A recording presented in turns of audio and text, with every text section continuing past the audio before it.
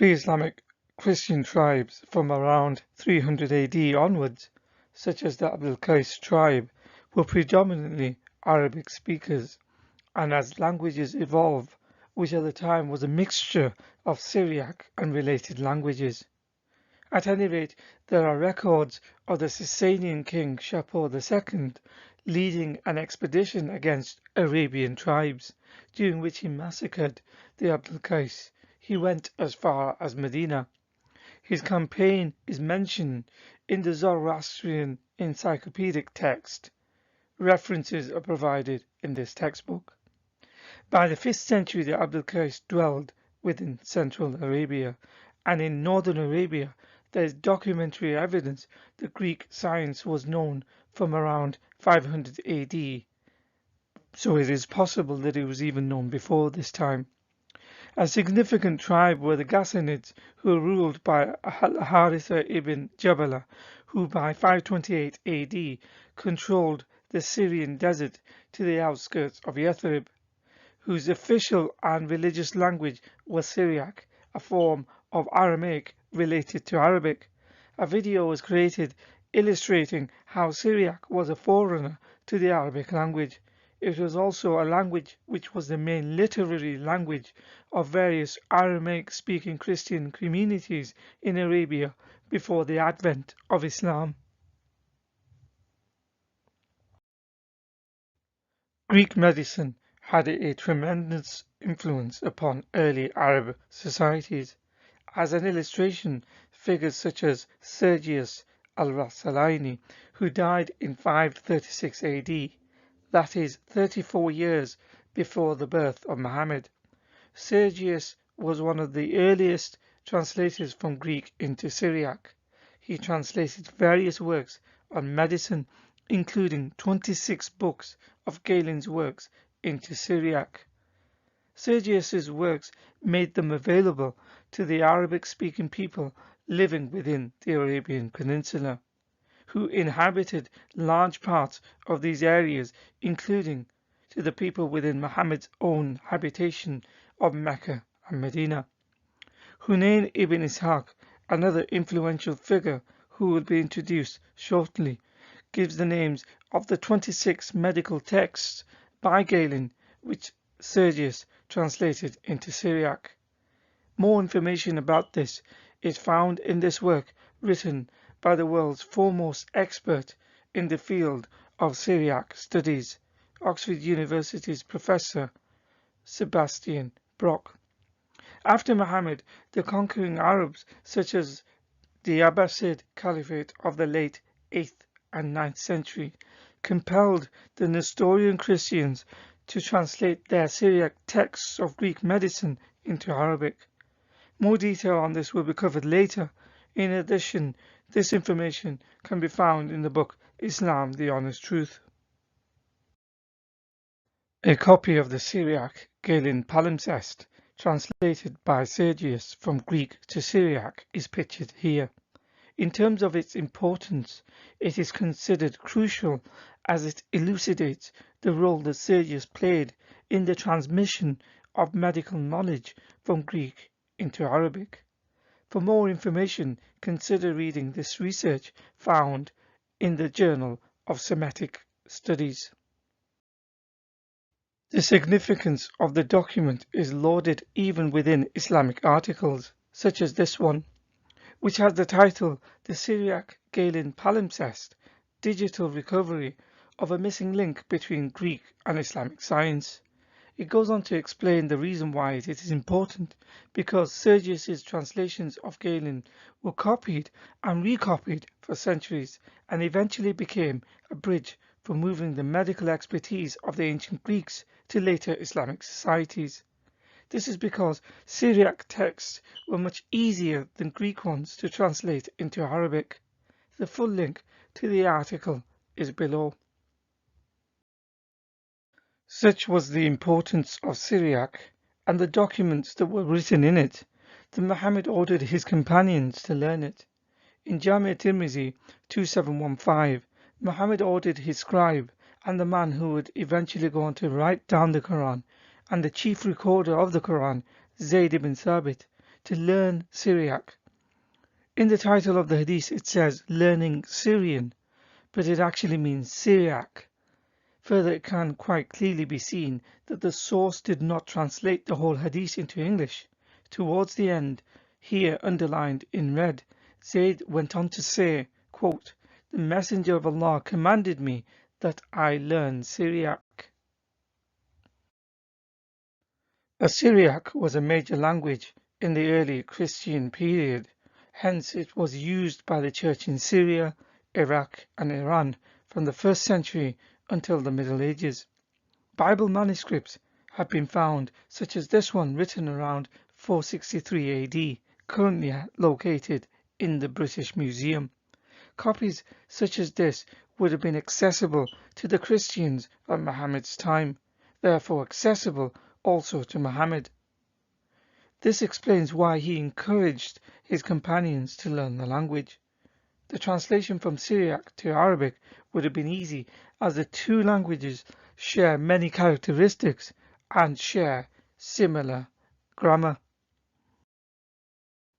A name that has been mentioned previously is that of Hunayn, who is a Nestorian Christian physician known to Europeans as Johannes.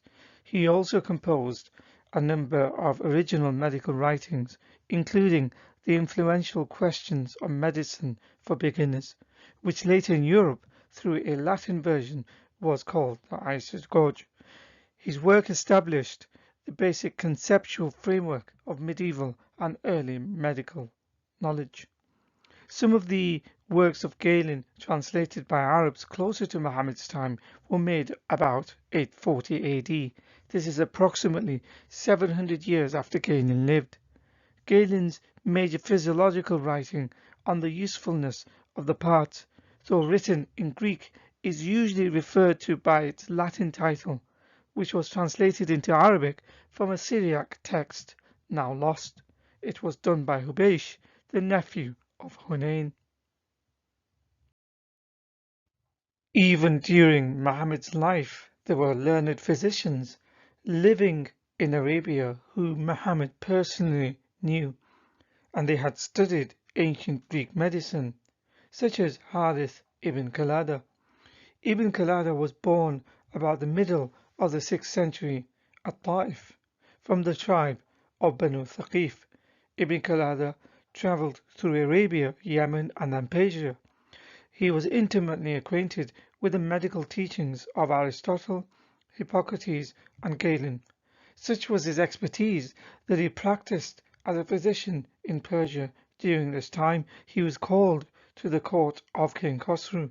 He came back to Arabia about the beginning of Islam and settled down at Ta'if, a place where Muhammad had visited and sought refuge in 619 AD.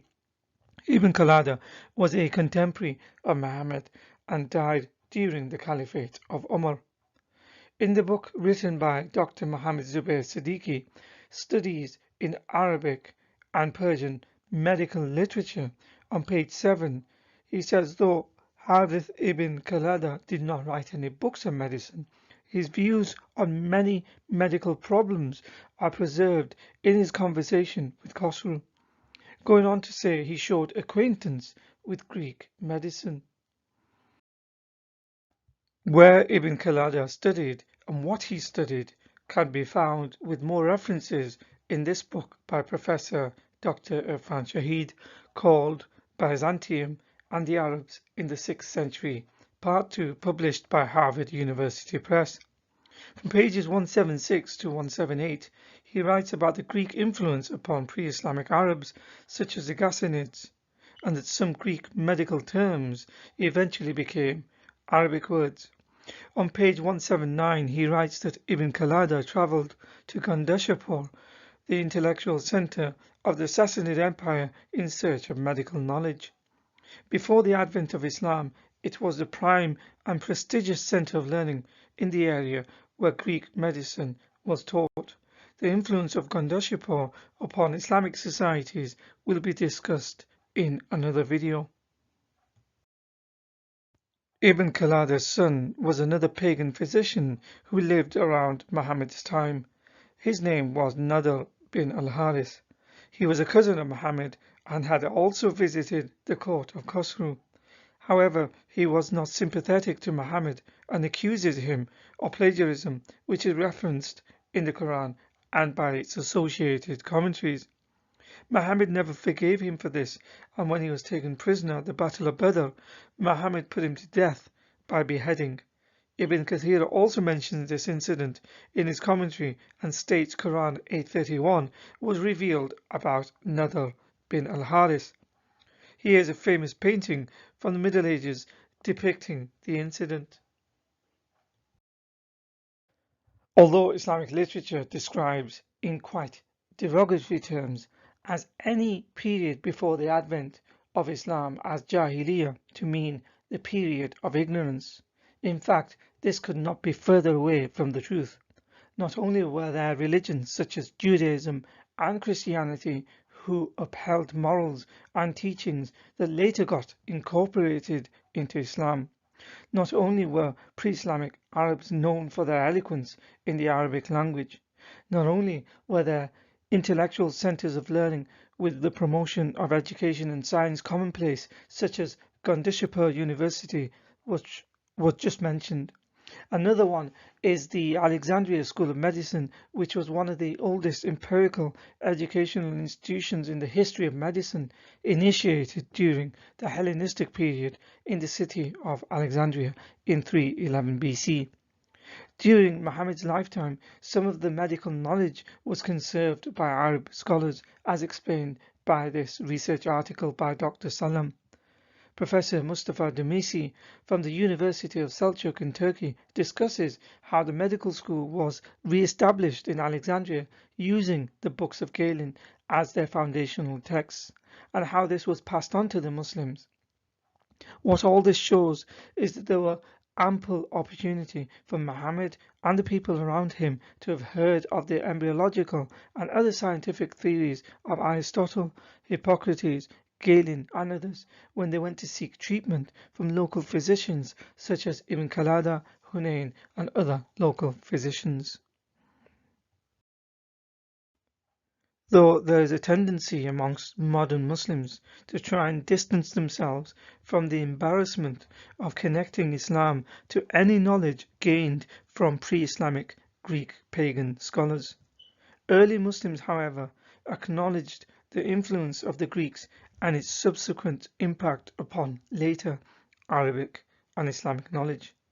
Here is an Arabic manuscript called Sokrat from the 13th century depicting Socrates, who was the teacher of Plato, in discussion with his pupils.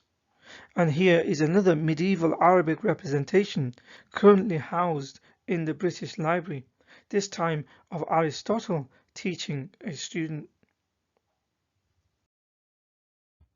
From all this, and from what has been shown previously, it can be deduced that there can be no doubt that Greek knowledge played a crucial role in the transmission of classical knowledge to the Islamic world, who went on to preserve ancient Greek knowledge. This action later brought upon the flourishing of Islamic arts, architecture, literature, philosophy, sciences, and technological achievements. Prominent Muslim historians acknowledge this. For example, one who is widely regarded as the greatest social scientist of the Middle Ages, none other than Ibn Khaldun, notes this in his famous book Al-Muqaddimah. On pages 94 to 95, after criticizing earlier Muslim efforts in destroying and whitewashing other nations and cultures, sciences and knowledge, he says, quote, "The sciences of only one nation, the Greeks, have come down to us, because they were translated through Al-Mamun's efforts. He was successful in this direction because he had many translators at his disposal and spent much money in this connection." However, without any acknowledgement whatsoever to other civilizations and their cultures, such as the Greeks, Christians, Jews, Indians, and Persians, from which the foundations of Islam were built, today's Muslims often like to take all the credit when they refer to the scientific contributions made by the Islamic world when describing the enduring legacy of the Muslim civilization, which flourished during the 8th and 16th centuries. This period is also known as the Islamic Golden Age or Arabic Science phase because of the majority of texts that were translated from other languages such as Greek into Arabic. Incidentally, even this was done with the help of non-Muslim Arabs.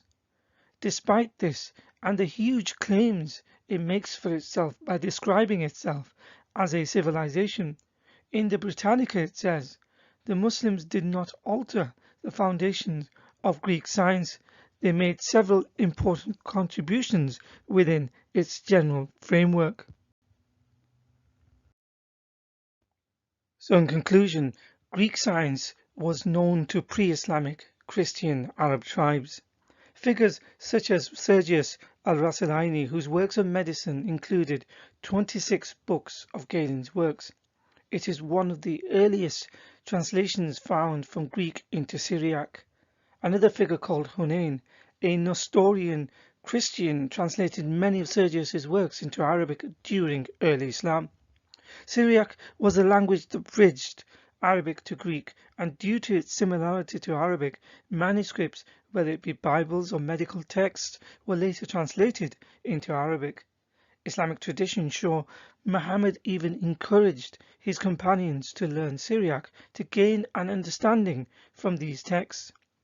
There were contemporaries to Muhammad who were familiar with Greek and Persian medicine, and there were pre-Islamic centers of learning such as the Alexandria School of Medicine and the University of Gandeshapur. Some of the knowledge gained from these institutions were preserved and passed on to Arabs and Muslims over the subsequent years. Early Muslims took pride of the knowledge that was acquired and gained from the Greeks and others such as the Persians. In modern times there is, however, a tendency for Islamic sources to completely whitewash any connection to this fact by not referencing or giving any credit to the pre-Islamic non-Muslims, or how the Muslims subsequently benefited from them, incidentally without which the so-called Muslim civilization would never have developed.